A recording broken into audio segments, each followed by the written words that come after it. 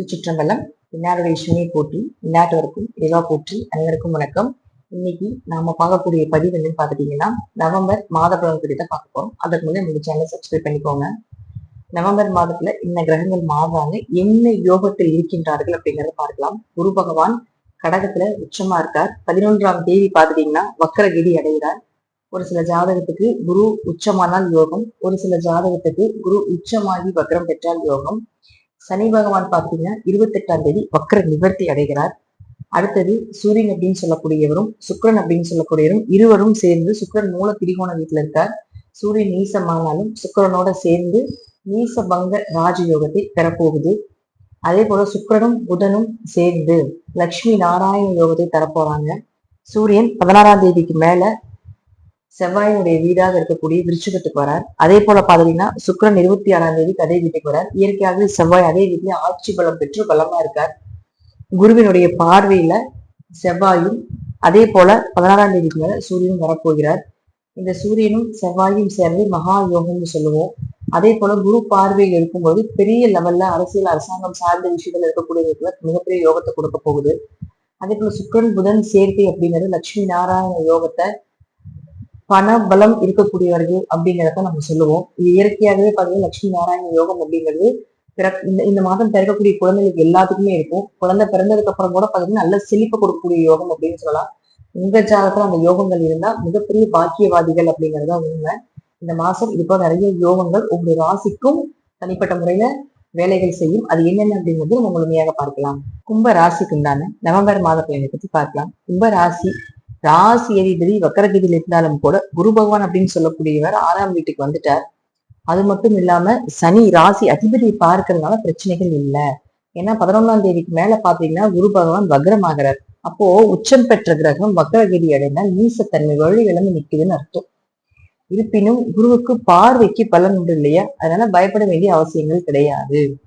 வேலை வாய்ப்பு சார்ந்த விஷயங்கள், கடன் சார்ந்த விஷயங்கள், வெளிநாடு போறீங்கன்னா எல்லாமே 11ஆம் தேதிக்கு முன்னாடி வச்சுக்கோங்க. ஒரு பணம் சார்ந்த விஷயம், குடும்பம் சார்ந்த விஷயம். ஏன்னா நிறைய ஜென்ம சனியில பார்த்தீங்கன்னா கணவன் மனைவி பிரிவினைகள், குடும்பத்துல நிறைய பிரச்சனைகள், பேச்சுவார்த்தைனால நிறைய பிரச்சனைகள் நிறைய நடந்துட்டு இருக்கு. இப்ப அதுல ஏதாவது ஒரு பேச்சுவார்த்தை நீங்க பேசணும், ஒரு விஷயம் உங்களுக்கு சக்சஸ் ஆகணும், உங்களுடைய சுய தேவைகள் எல்லாமே பாத்தீங்கன்னா ஒரு 11ஆம் தேதிக்கு முன்னாடி வைத்து கொண்டால் குரு உங்களுக்கு சப்போர்ட் பண்ணி கொடுப்பார். 11ஆம் தேதிக்கு மேலேயும் குரு அதே இடத்துலதான் இருப்பார். ஆனா கொஞ்சம் அந்த அளவுக்கு இருக்கக்கூடிய ஸ்பீட் இந்த அளவுக்கு இருக்காது. கொஞ்சம் ஸ்லோ ப்ராசஸிங்கா போகும். ஒரு முறைக்கு பல முறை முயற்சி செய்ய வேண்டிய ஒரு சூழ்நிலைகள் வரும் அப்படிங்கிறத காட்டும். இருப்பினும் ராசி அதிபதி வக்ரமாக 28ஆம் தேதி வக்ர நிவர்த்தியாக போகிறார். வக்ரமாக இருந்த சனி வக்ர நிவர்த்தி ஆன உடனே உங்களுக்கு இருந்த ஒரு நிறைய பிரஷர் எல்லாம் குறைய போகுது. பிடிவாத குணங்கள் விலக போகுது. ரொம்ப மனசுல குழப்பமா இருக்கு, அந்த குழப்பம் எல்லாம் விளக்கிடுவார்.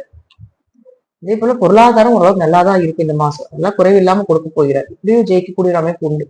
3 மற்றும் 10ஆம் அதிபதியான செவ்வாய் 10ஆம் வீட்டிலே இருக்கார். 10 குடையவர் 10ல் இருப்பது மிகப்பெரிய யோகம். தொழில் வளர்ச்சி உண்டு, முயற்சிகள் கை கூட போகுது. எதிர்பார்த்த விஷயங்கள் எதிர்பாராத நேரத்துல உங்களுக்கு நன்மைகளாகவே வந்து அமைய போகுது. தைரியத்திற்குண்டான அதீத வாய்ப்புகள் உண்டு. உங்க கூட பிறந்த சப்போர்ட் பண்ண போறாங்க இந்த காலகட்டங்கள்.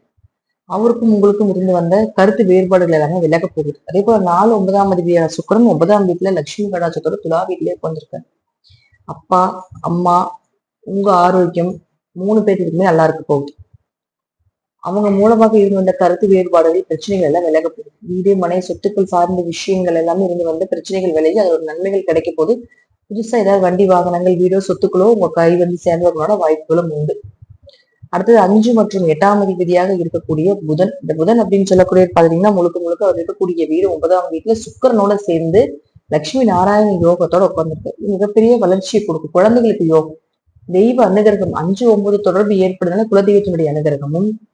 அதே போல பாத்துட்டீங்கன்னா முழுக்க உங்க முன்னோருடைய ஆசைகள் நிறைய கிடைக்க போகுது அப்படிங்கிறது அர்த்தம்.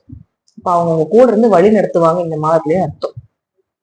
படிப்பு சார்ந்த விஷயத்துல இருந்த வந்த மந்த குணங்கள் எல்லாமே விலக போகுது.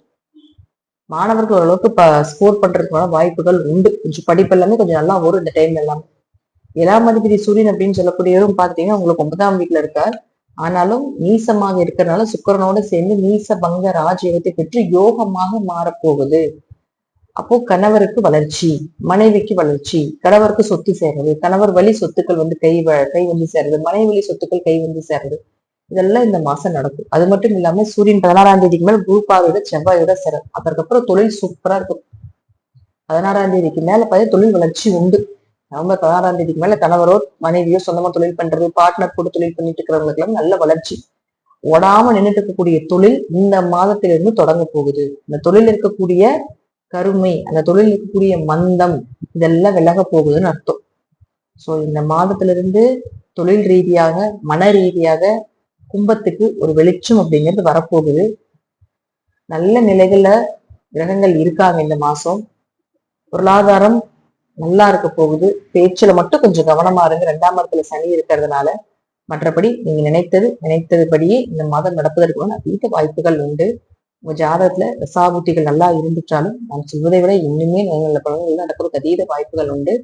நன்றி. மீண்டும் நல்ல பதிவுல சந்திக்கலாம். திருச்சிற்றம்பலம், தில்லையம்பலம், ஸ்ரீ நரசிம்மர் திருவடிகளே சரணம்.